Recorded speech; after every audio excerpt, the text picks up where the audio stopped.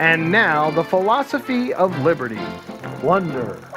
Imagine you're sitting on your couch watching the big game when a band of Vikings break in and steal your flat-screen TV. What would you do?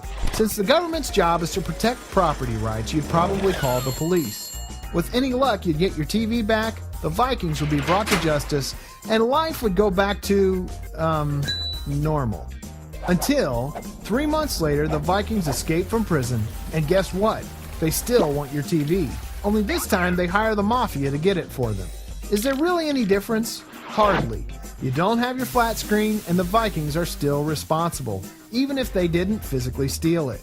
With any luck, you'd eventually get your TV back, the Vikings and the mafia would be brought to justice, and life would go back to...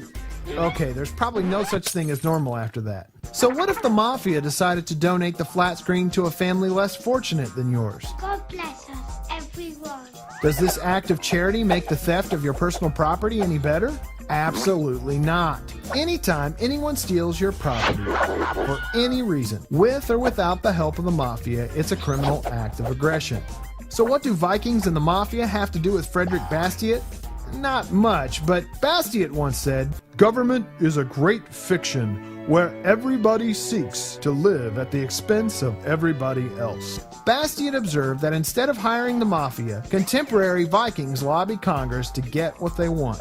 Acts of aggression that are criminal when committed by you or I suddenly become legal through the magic of legislation. In this way, individuals or groups of people are able to steal life, liberty, and property of others with the protection and assistance of the government. It's what Bastiat called legal plunder. This film is not yet rated.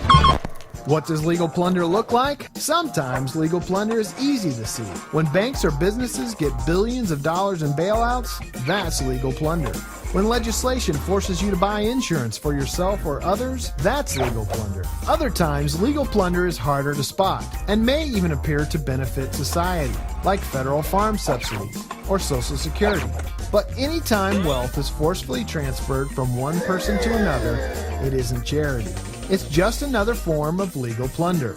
Legal plunder doesn't only apply to money. Government coercion that steals someone's life or freedom is another form of plunder, like when your children are forced to attend government schools, or fight in foreign wars, or compete in reality television shows. Okay, so we made that one up, but you get the idea. Bastiat concluded that when plunder becomes a way of life for a group of men, they create for themselves in the course of time a legal system that authorizes it and a moral code that glorifies it. In other words, legal plunder transforms citizens into competing bands of Vikings while transforming the government into a powerful mafia, carrying out acts of organized crime against the natural rights our founding fathers established it to protect. In this vicious cycle, it's just a matter of time before the neighbor we plundered uses the government to plunder us. So the next time you see the helpful hand of government at work, ask yourself this: who is being plundered to make this possible? Don't be surprised if the answer is